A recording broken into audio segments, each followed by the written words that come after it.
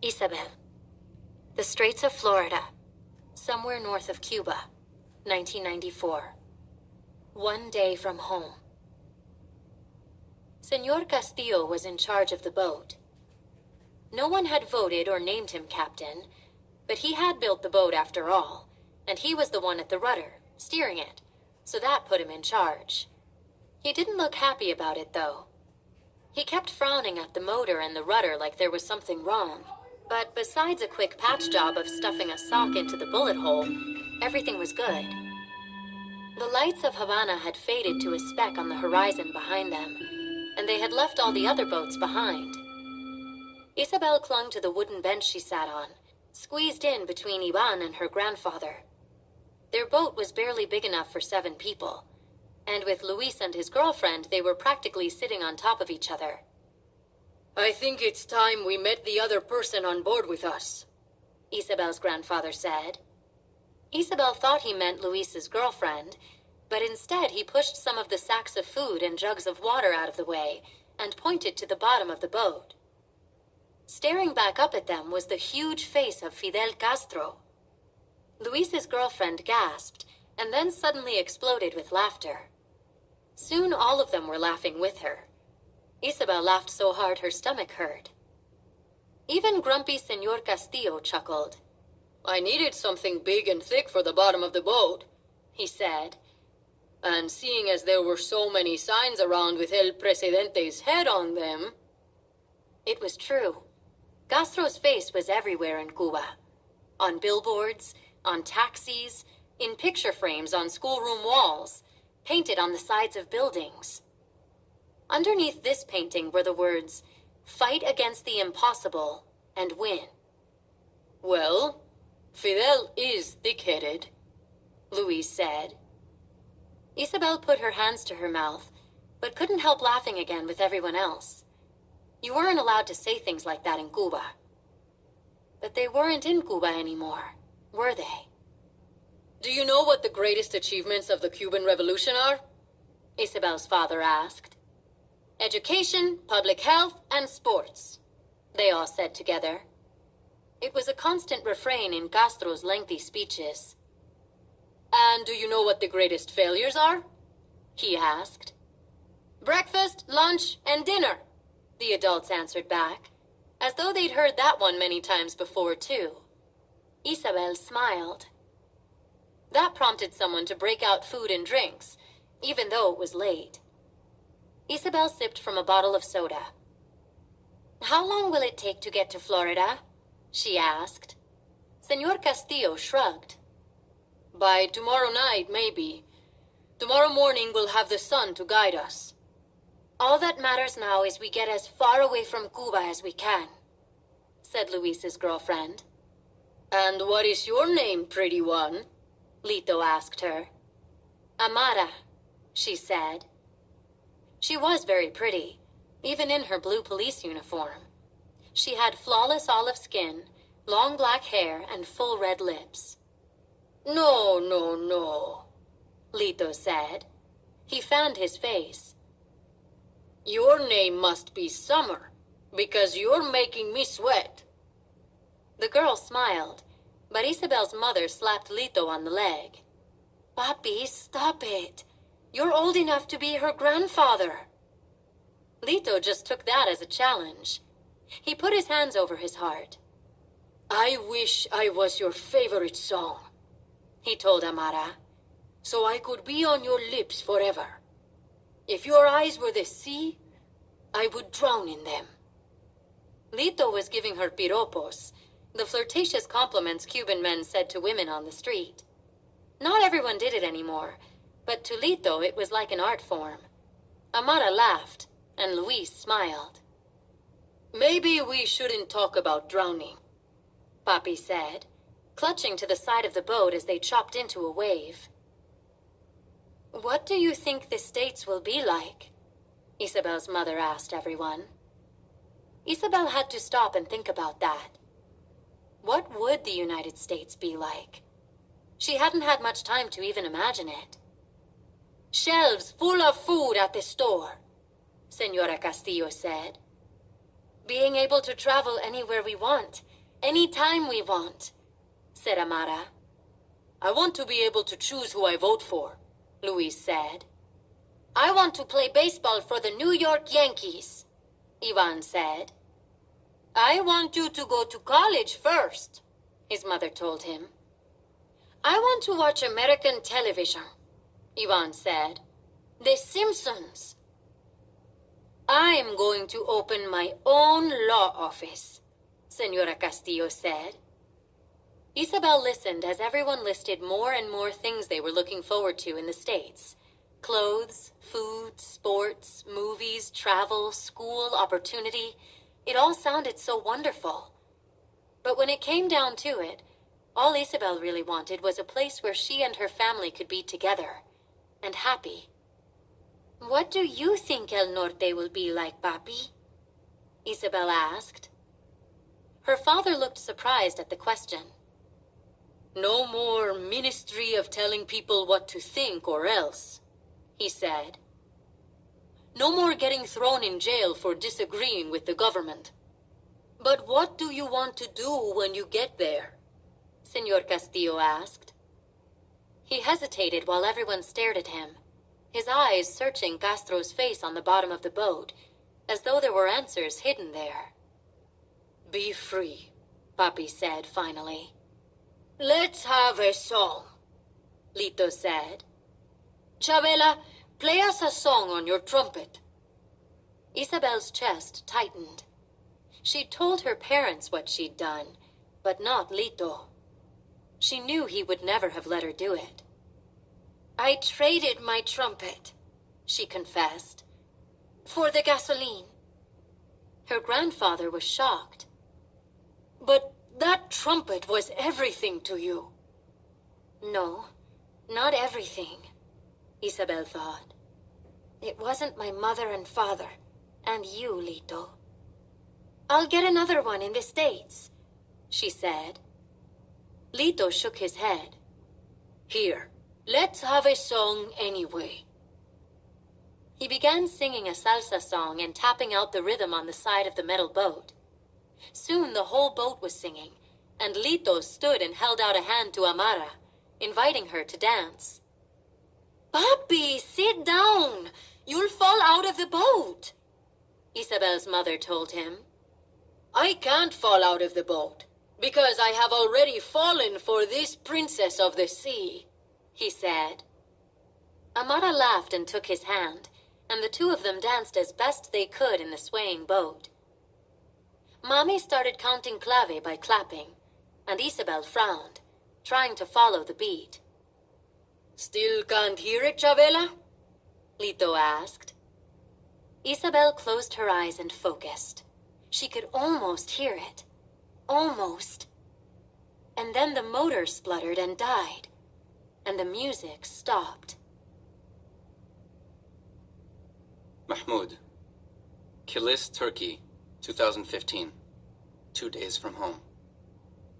Mahmoud could hear music beyond the fence. It was hard to see for all the people. He stood in a long line with his family, waiting at the border to gain admission into Turkey near the city of Kilis. Around them were countless more Syrian families, all hoping to be let in. They carried everything they owned with them, sometimes in suitcases and duffel bags, but more often stuffed into pillowcases and trash bags. The men wore jeans and t-shirts and tracksuits. The women wore dresses and abayas and hijabs. Their children looked like miniature versions of them and acted like miniature adults too.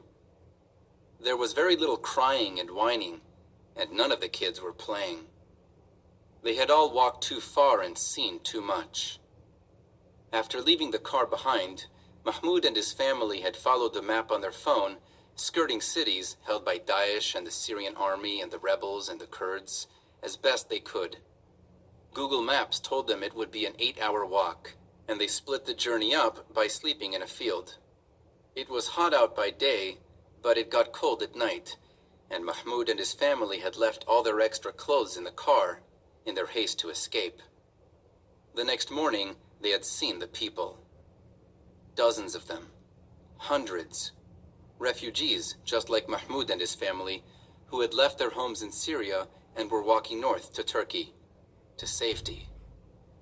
Mahmoud and his family had fallen into step with them and disappeared among their ranks. Invisible, just as Mahmoud liked it. Together, the shambling throng of refugees was ignored by the American drones and the rebel rocket launchers and the Syrian army tanks and the Russian jets. Mahmoud heard explosions and saw smoke clouds, but no one cared about a few hundred Syrian people leaving the battlefield. And now they were in line with him. All those hundreds of people and thousands more, and they weren't invisible anymore. Turkish guards in light green camo gear with automatic weapons and white surgical masks over their faces walked up and down the line, staring at each of them in turn. Mahmoud felt like he was in trouble. He wanted to look away, but he was worried that might make the guards think he was hiding something. But if he looked right at them, they would notice him, maybe pull him and his family out of line.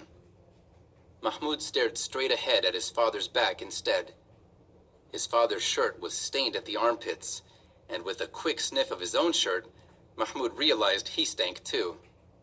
They had walked for hours in the hot sun without a bath, without a change of clothes. They looked tired and poor and wretched. If he were a Turkish border guard, he wouldn't have let in any of these dirty, squalid people, himself included.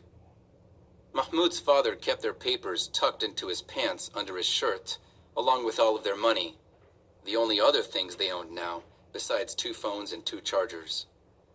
When Mahmoud and his family finally got to the front of the line, late in the day, Mahmoud's father presented their official documents to the border agent. After what seemed like an eternity of looking over their papers, the border guard finally stapled temporary visas onto their passports and let them through. They were in Turkey! Mahmoud couldn't believe it. Step after step, kilometer after kilometer, he'd begun to think they would never ever escape Syria. But as relieved as he was, he knew they still had so very far to go. Ahead of them stretched a small city of white canvas tents, their pointed tops staggered like whitecaps on a choppy sea. There were no trees, no shade, no parks or football fields or rivers.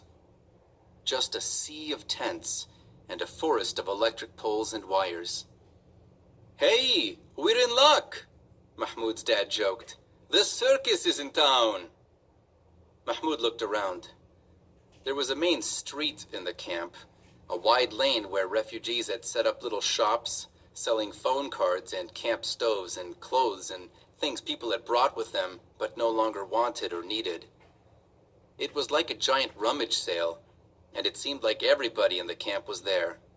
The path was crammed full of Syrians, all strolling along like they had nothing else to do and nowhere else to go. "All right," Mahmoud's father was saying. "A man in the group we walked with gave me the name of a smuggler who can get us from Turkey to Greece." "A smuggler?" Mom said. Mahmoud didn't like the sound of that either. To him, smuggler meant illegal, and illegal meant dangerous. Dad waved their fears away. "It's fine. This is what they do. They get people into the EU. The EU, Mahmoud knew, was the European Union. He also knew they were much more strict about letting people in than Turkey was. Once you were in one of the EU countries, though, like Greece or Hungary or Germany, you could apply for asylum and be granted official refugee status. It was getting there that was the hard part. "I've been talking to him on WhatsApp," Dad continued, holding up his phone. "It will be expensive, but we can pay. And we'll have to get to Izmir on the Turkish coast. Assuming we stop to sleep every night, that's a 19-day walk. Or it's a 12-hour car ride non-stop. I'll see if I can find us a bus." Mahmoud and his mother and sister and brother walked the shopping street. People called out to one another in Arabic, and music from radios and TVs filled the air. Other children darted in and out among the adults, laughing and chasing each other into the alleys of tents off the main drag. Mahmoud caught himself smiling. After Aleppo, the near-constant gunfire and explosions, punctuated by the oppressive quiet of an entire city trying their hardest not to draw attention to themselves. This place felt alive, even if it was dusty and cramped. Mahmoud saw a cardboard box of used toys at one of the shops and knelt to dig in it, while his mother and brother and sister walked on. He sifted through it, hoping, yes! A Teenage Mutant Ninja Turtle. It was the one with the red bandana. The box didn't have any other Ninja Turtles in it, but Walid would be excited to get it. Mahmoud hoped so, at least. Walid didn't seem to get excited about much these days. Mahmoud paid 10 Syrian pounds for it, about 5 cents in American money. A car honked behind Mahmoud, and he turned like everybody else. It was an old blue Opel taxi, traveling so slowly Mahmoud could walk faster. It was the only car Mahmoud had seen in the camp, and the crowd parted for it as it drew closer. A Syrian pop song blared from the radio, and young men and women danced and laughed alongside the taxi. As it passed, Mahmoud saw a young couple sitting in the back. The woman was dressed in a white satin dress and veil. It was a marriage procession, Mahmoud realized. Back in Syria, it was a tradition to be escorted to your wedding by a parade of cars to help carry you into your new life. Mahmoud remembered his uncle's wedding before the war. His uncle had worn a tuxedo, and his bride had worn a dress of sparkling jewels and a tiara, and they had been escorted by a dozen cars to a party where Mahmoud had eaten a piece of the delicious 7-tiered cake and danced with his mother to a real band. Here, the couple's only escort was a group of rowdy teenage boys running behind the taxi, and their destination was a dirty white tent with whatever food they'd been able to buy in the camp's market. But everyone seemed to be having fun. The old taxi's exhaust pipe made a sound like a gunshot. Pop! And everybody ducked instinctively. The spell of happiness and safety was momentarily broken by the unforgettable memories of the chaos they had just escaped. Mahmoud's heart was still racing when someone put a hand on his shoulder, and he jumped. It was his dad. "Mahmoud, where's your mother? Where are Walid and Hana?" his father asked. "I found us a ride, but we have to leave now." Joseph. Somewhere on the Atlantic Ocean, 1939.